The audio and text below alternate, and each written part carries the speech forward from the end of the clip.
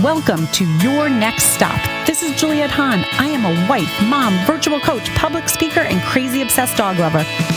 I am so honored to be able to take you into the life of someone that has followed a passion. Every week, I hope you are as inspired as I am. Welcome to Your Next Stop.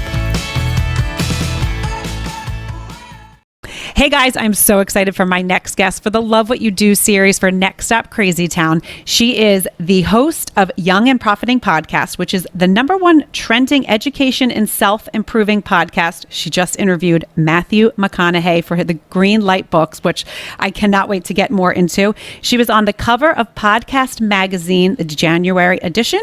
She is the CEO and founder of Yap Media. And welcome, Hala Taha. How are you? Hi, Juliette. I'm so happy to be here. Yes, thank you so much. I cannot wait to get into your story because it is an exciting one and it is exactly what I want women to hear. So can you share your quote first? Yeah, so my quote is, "Rejection is redirection."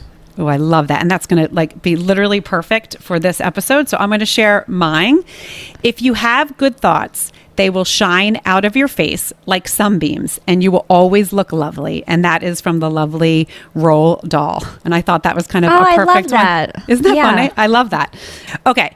So Hala, you have to tell us just where, you're blowing up. I thank you so much again for being on my podcast. I do have to share because you know that I don't get nervous. And I literally got nervous when I started this interview. I stumbled over my words, and Hala is just so sweet because she's like, "No, just take your time." I took a deep breath and we're in it. But she is blowing up. So can you tell us a little bit about how you got where you are and what you're doing? Oh my gosh. So this past year has been crazy. I've really seen, like you said, hockey stick growth. Things are really turning up, but it was a long journey. I've been working at this for a long time, and a lot of people, they see me and they're like, "Oh my gosh, you're so lucky. Oh my gosh, this happened overnight." And I'm like, "No, it took 10 years. I worked my ass off," So it all started when I started my career in radio back in college. So I actually worked at Hot 97. It's the #1 hip hop and R&B station in the world. And I started as an intern. And I actually interned there for free for 3 years. And I was Angie Martinez's assistant. They kept promoting me, but not paying me.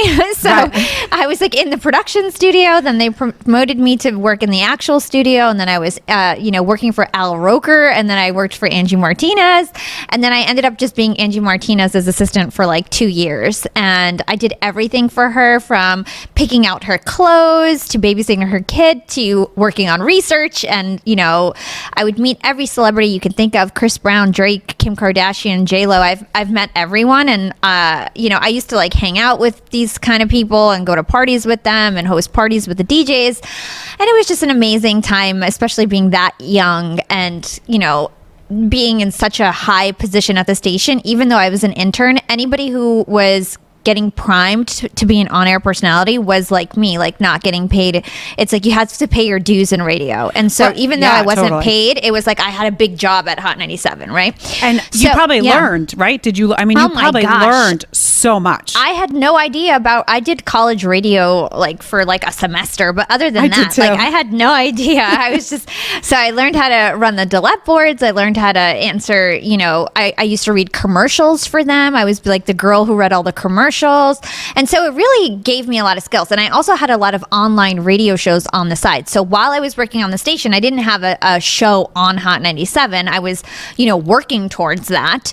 But I would have online radio shows, which were that was the precursor to podcasts. So I've been in this game for a long time. Yeah. Right. I've been in this game for a long time. So, one thing led to another. A paying job opened up and Angie didn't give me the job. And I was really upset. I was really young. And so looking back, I was I was a little young to be the producer of the #1 show in America.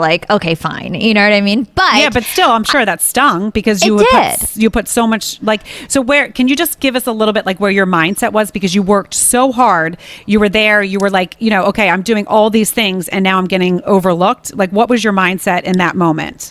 I was so upset because I was you know what? I've been hustling. I've been not taking a dollar from this station. I work here day in and day out. Everybody knows me as the girl who works at Hot 97 and they're still not paying me. And I wasn't doing a bad job. I was the one training everyone. So there's no way that they thought I was doing a bad job if they are asking me to train everyone, and then they wanted me to train the guy who they hired as the producer. And I texted him, and he was my friend because he was also somebody who was, paying his dues, hanging out with the DJs at night and trying to make it. And he worked there for a couple years longer than me, so maybe he did deserve it over me, but he had no idea how to produce a show. He was in the video department. So I was supposed to train him that day, his first day, and I texted him and I was like, if you want to learn how to be the producer of Angie's show, learn it on your own, just like I did. I don't feel good today. I'm not going into work. And I wasn't even getting paid, so why the hell should I have gone to work and trained somebody? So anyway, I was young, naive. Maybe that was the wrong approach. He sent that text to Angie Martinez. He showed her what I said, and she fired me. And so she said, don't come to the station. She told everyone they can't talk to me anymore. They cut my key cards. That was it. She said, you're done. Goodbye, Hala. Good luck with your life. Peace out. And she just totally dumped me. So I was devastated. I felt like Hot 97 was my world. That's what my whole identity was tied to that. And I felt like somebody died. I was so upset. That had to be so, especially because this is where you learn about business, right? You learn about relationships and you learn about business, but you probably thought that these people cared about you as a person. And I think that's what hurts the most is when all of a sudden you're like, okay, I got overseen for a promotion. Okay, are they not seeing me as a person? This is just a business. And now they're completely cutting ties. And it really, as a young person, that hurts your heart because you're like, oh my gosh, I thought that you cared about me as a human. And not only that, it's I made one mistake and you just slit my throat like that. I worked for free for you for 3 years. I babysat your freaking kids. You know what I mean? How nasty can you? And then looking back on it as a woman now who's I'm 30 and I see what she did to me and I'm like, wow, I would never do that to the girls that work for me. And it's just crazy to think about that. And you realize people are just different. There's different people in the world. And maybe she was jealous of me, of all the attention I was getting. And well, that's the thing. There was something behind there. And that's one of those things where okay, people can make mistakes, but then there's a character flaw, right? That's just not a nice thing to do to anyone. And especially someone that's giving you their heart and soul. So yeah, I'm sorry that happened because that had to be especially young, but it also taught you, right? You were okay, you got back up and then tell us where what that did. Of course. So back to my quote, rejection is redirection. So I got rejected, right? And by the way, I had dropped out of school for this opportunity. So I dropped out of college. So once this happened, I was like, okay, I got to go back to school. I really messed up that one. I should have never dropped out of college, right? So, I put my tail between my legs, said sorry to my parents, and went back to school, right? And finished up my senior year. And that week, the week that I got fired, I decided I was going to start something called the Sorority of Hip Hop that weekend. Oh my God, I love that. And it was supposed to be... It was a women's empowerment platform. I was going to reach out to all the girls in the industry in the tri-state area, people who worked at Def Jam and VH1 and also Hot 97 and whatever, and start a support group. And basically, it was going to be a blog. At the time, blogs were huge. And, it turned into hosting parties, having radio shows, and we had this really popular blog. So within 2 weeks, I recruited 14 girls. I sent out Craigslist messages. I love that. And I said, if you want to join if you want to learn how to blog, if you want to join this women empowerment group, we're going to support each other. And, we're just going to rock it. People knew who I was because of Hot 97 and I had in the area. And so a lot of girls applied. And, I also mentioned it on Twitter. So within 3 months, we were one of the most popular entertainment news sites in the world. That's amazing. Right? I get chills because of that situation where you instead of being okay, you put your tail between your legs and okay, I got to move forward, right? Instead of letting that overtake you and be I'm never doing anything, I'm not stepping out of my comfort zone again, you didn't. And that's what I want people to hear. That was a big thing that happened to you as a young woman, and that had to really, really hurt, but you took a breath and were you know what, I have a purpose, I'm going to do something. So I love that. That's amazing. That's exactly the message I want my listeners to hear. Yeah, I took that failure and all that negativity and fueled it and used it as fueled my journey and used it as motivation, honestly. It was like that revenge was my motivation. So it's so funny because, like I said, we became super popular. Within 3 months, MTV also reached out to us and wanted to shoot a pilot. So they did a little pilot. It wasn't a big deal, but it was a great, booster in terms of our self-esteem, because we're like, wow, MTV wants to have it, already found out about us. Like, what's going to happen next, right? Yeah. And so what year was that? Sorry, I don't mean to interrupt, but what year? This was around 2011. Okay, great. Okay. 2011. So it was a while ago. Or let's say 2012. So then where was I? So MTV, no, it's okay. MTV reaches out, right? And they shoot a pilot. We didn't get it, but we didn't care, right? The sorority kept getting bigger and bigger. We had 50 girls at the height of it, right? We started a clothing line. We hosted parties. We, had these radio shows, and we were getting really big, to the point where the DJs at Hot 97 were booking us to host their parties. Now, the same DJs that wouldn't pay me minimum wage, now I was on the flyer side by side with them as the main person promoting their parties. They were paying me much more than they would have while I was working on the station. I was getting shouted out on the radio more often than I did at Hot 97. It went from nobody at Hot 97 was allowed to talk to me to Hala's the shit, and we need to get her back into the circle because she's blowing up without us, right? Right. And so that's what happened, and it was just totally amazing. At the end of the Sorority of Hip Hop, it was strawberryblunt.com. At the end of it, MTV filmed us for a whole summer. They reached back out. They promised us a show. We all signed papers. There was 5 girls that they picked as the main girls. I was the lead, and they shot us all summer.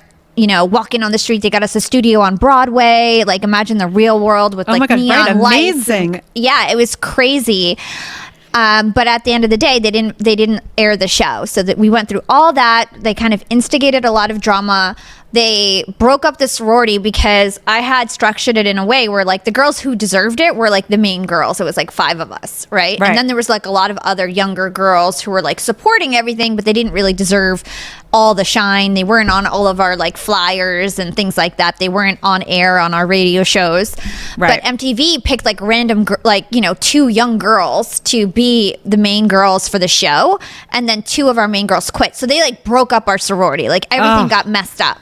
And then they didn't air the show. And so it was worth nothing because all the other girls that didn't get picked were staying because there was a chance they would be on the show and all that stuff. But so they didn't pick the show. The sorority broke up. I was, again, devastated. It was another Hot 97 thing where it's somebody promised me something, built me up. I did everything right. And then they didn't pick me. And then you didn't pick it. Right. And so that's, again, with your quote, that totally ties into there again. Yeah. But this time, I took a whole different approach. I was okay, I'm going back to school again. So that's a theme. I always go back to school and try to learn something new when something bad happens, right? So I went back to school. I got my MBA. I got a 4.0. And I thought I was done with entertainment. I thought, that's it. I tried. I've been an entrepreneur.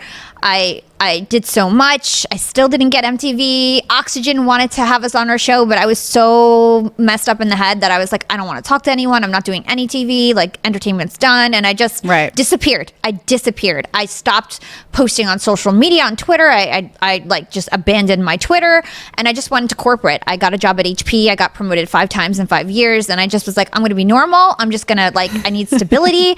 I don't want to deal with this drama anymore. And that was it. And I thought that was it. And then 4 years into working at HP, I got the itch. And I was you know what? Maybe I should try this again. I'm feeling unfulfilled. I want to get back on the mic. I think I have a lot to share in terms of my business knowledge. I got really successful. When I got into corporate, I was late because I was an entrepreneur doing all this other stuff while all my peers got regular jobs right out of college. So I thought that I was going to be super behind, but I ended up skipping over everyone because I had so much knowledge and digital experience that I was just crushing it at work. And I had so many good networking skills that I really just got ahead quickly. And I wanted to teach the world how to level up your life. And so I started Young and Profiting, and I started that my 4th year into Hewlett Packard, and then here we are today. Now we're a #1 trending education podcast. Oh my gosh, I love that. And just recently, you quit that full-time job, right? This is now your job Because that was what happened. Yeah. I mean, I feel like when we went first to met. Disney. I went to Disney streaming services. I worked there for 2 years after that. And so Young and Profiting was a side hustle for almost 3 years. Yeah. And I started Yap Media, which is a social media and production podcast marketing agency. I started that 6 months ago. We're almost $1 million in contracts in terms of our revenue. That's so exciting. I mean, that gives me the chills. That's so exciting to see where you started. And then, but the also the theme is that you were excited. Okay, you went back to school because that was comfortable. But then you also had the fire, like, okay, I know I have a passion and I'm not doing it right now. And so the fact that you then changed it again and then just created this out of something that was a passion, and you were like, you know what, I'm good at this. I'm going to be able to help people is incredible. Okay, so. But you know what? There really is like a backstory. I didn't want to go into it because it's I'll try to say it in as quick as possible, but it was another case of rejection is redirection. So since that's the theme of the episode, I might as well mention it to you. Please do. Yeah. So when I was working at HP, like I said, I was an entrepreneur because I had this entrepreneurial spirit. I really stood out at the company because I had all these other experiences. So there's something in corporations called employee resource groups. Are you familiar with that? I sort of, because my husband's, works in corporations. Yeah. So like a lot of these big corporations, it will be like the Women's Network or the Veterans Network or the Young or the Black Network or the Young Employee Network. So HP has a really great culture, and most offices in America, there was like 300,000 employees at the time. Most offices in America have employee resource groups, but mine didn't.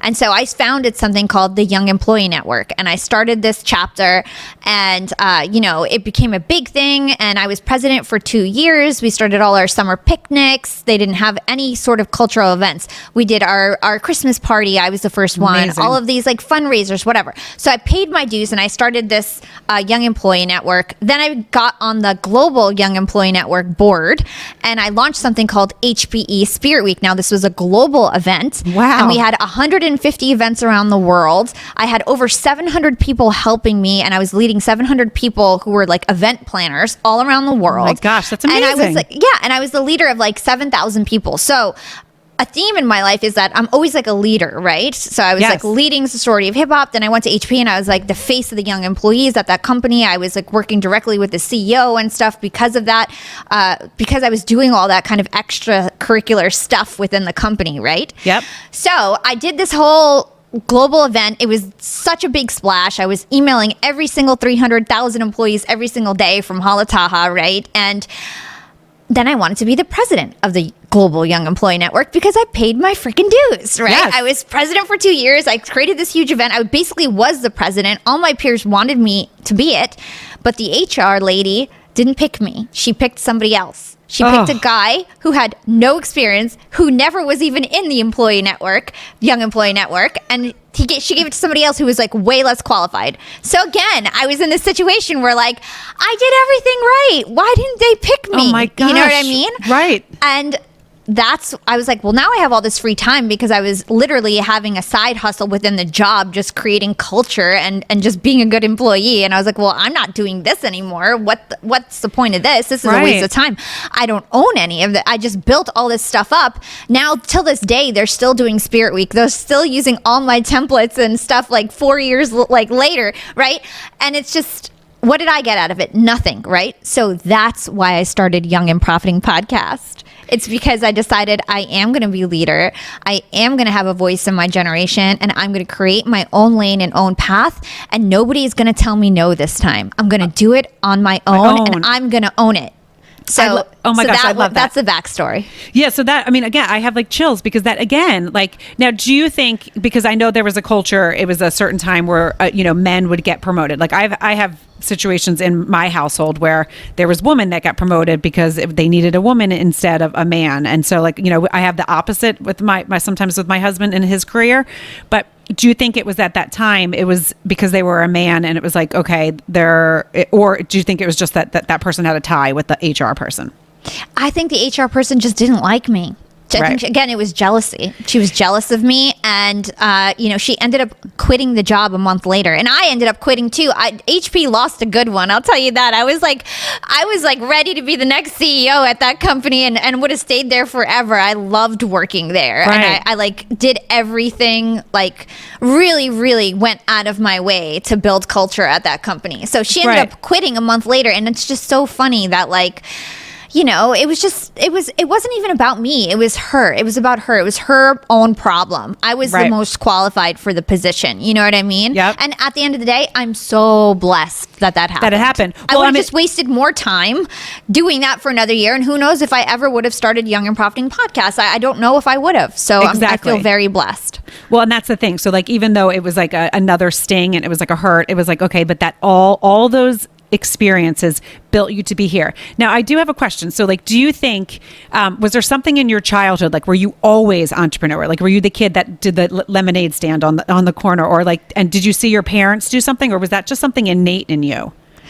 Yeah. So a lot of people in my family are like doctors. And so I didn't have many business people in my life, like at all. Like all my cousins are doctors. My dad was a doctor. My mom was a housewife. And so like, I really didn't get exposure to business people at all, but I was always that type of a person. My mom tells me that I used to go to, like, when my sister would have like dance class, I would go and bring my old books and like try to sell them, or like I would bring pictures and try to sell them to people, and like I was just like so crazy and so serious about it, trying to make that buck. And so I always had stuff like that. I used to do like slushy stands in the summer. As soon as I was legal to work, I started working. Right. And always like had so many different sales experiences, and I think that really helped me later in life in terms of like my networking abilities and things like that. Right, which I love. So do you think you're more, and not everyone likes to talk about it, but like money is a thing. Do you think you're more money driven or more, or like, let me think how to word this, like more money driven or more like leadership driven, mission driven? I think my big thing is I love to lead teams. Yes. And I love to make a difference in people's lives. And so it's more mission, right? Yeah. It's more mission based. It's more trying to help people. I'm lucky enough where what I do in terms of like my social media marketing and podcast agency, I can make a lot of money doing that, right? And you can help so many people. Well, that's what's so exciting. You're going to help other people with their mission, which has to be like, I mean, that has to fill your cup too, because you're like, okay, I was here, I had all these things. I'm going to help you maybe skip a little bit of some journey because I have all this experience at such a young age. Yeah. And you know what? Yap Media, which is my social media agency, all happened by accident. That was all an accident. Young and Profiting Podcast was always meant to be a hobby. It was supposed to be a side hustle. I had a great career at HP and then Disney Streaming Services. I was on track to, have a very successful corporate career. And that's what I thought I thought I was going to have this podcast and then always work in corporate, because podcasts are not really a great source of income. Like, it's a little bit of side money, but not really, right? Turns out that Young and Profiting Podcast, from starting episode 2, I had fans that were so diehard that reached out to me on social media and were like, I want to volunteer for your show. I want to help you. And so we just started this little volunteer team. So I started a Slack group, and then Timothy Tan, who is my business partner now, he helped me with he taught me LinkedIn automation and all these, and he helped me with graphics. And then, we had somebody from Estonia who built our website, right? And then, oh my God, that's amazing. Yeah, somebody from Georgia was then going to create our audiograms. And then Hisham from California came and started doing our guest bookings, and Peter and Shiv started doing our research. So we just started building this big volunteer team, and people who just wanted to learn from me and wanted to, help out with the show. They were just fans, right?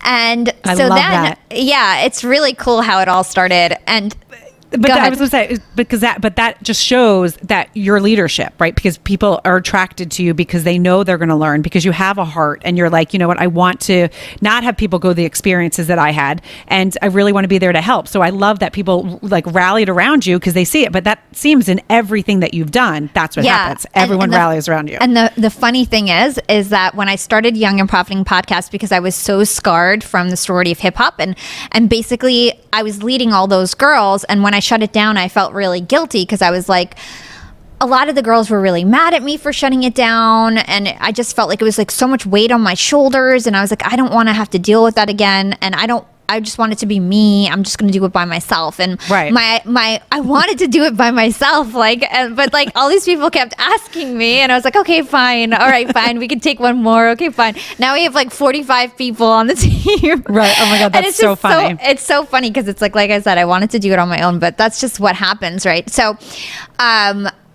what happened, the way that it turned into a company is because my podcast guests after the show would always ask me, like, who does your marketing? Like, oh my gosh, like, your show is so good. The booking process was so seamless. Who's doing your production for your podcast, right? How did you get so many listeners for your podcast? How did you do this? And so my guests are typically best-selling authors, CEOs, celebrities, and those types of people have podcasts or want to grow a personal brand, and they see all the great stuff we're doing, and then they ask me. And so what I did is I just scaled out what I do for Young and Profiting, and now I offer it to other people, and all the volunteers are now leaders of a team and getting paid, and then I have people supporting them. So it's like all my volunteers became team leaders, which is like so cool. So cool. Yeah. And like now we're all just like one by one quitting our full-time jobs and like jumping full into Young and Profiting. So it's just so cool. That is so, oh my God, I'm so excited for you. And just like watching your journey, even just like from the last month that I've been connected to you, I'm like, every time I hear your name and you're on Clubhouse, you're moderating so many great rooms with so many great leaders too. And it's just such, the content that you're giving out is unbelievable. So I'm super excited for you and for all of that. So can you tell us what has been one of your favorite interviews that you've done on Young and Profiting? I have a lot. Robert Greene, I think, was one of my favorite interviews. It was a 2-part episode, and that was a big like inflection point in my podcast. Those episodes went viral, and he shared them on social media, and it really gave me like a big bump, and people started to notice me. And then just being able to leverage his name and say that I had Robert Greene on my show. He doesn't go on too many podcasts. That was a really big look for me. He has not responded to any of my emails since that episode. So I don't know if he remembers me, but I appreciate you, Robert Greene. Right. Oh, that's amazing. And I think on Clubhouse I heard, and you might not be able to talk about it, so don't worry if you can't, but you have someone that is only doing, they're not doing any more episodes, and they're like, you got their last one or like their last interview that they're going to do. Yeah, so Olivia Fox Cabane, she is the author of The Charisma Myth, which was like the biggest book in 2012. And I have always been a huge fan of her. And so I've been trying to track her down for 2 years. She like lives in a very remote area, never does any interviews, only takes on like 10 clients a year for her charisma stuff, super exclusive. And she's like she's very wealthy now, and she's all about saving the world. She's all about cellular generation and alternative protein. So random. But so cool, right? Yeah, so cool. So I was tracking her down for charisma, and she was like, I'll only talk to you if you talk about alternative protein. And I was like, okay, fine. We'll talk about alternative protein. Just come on my show.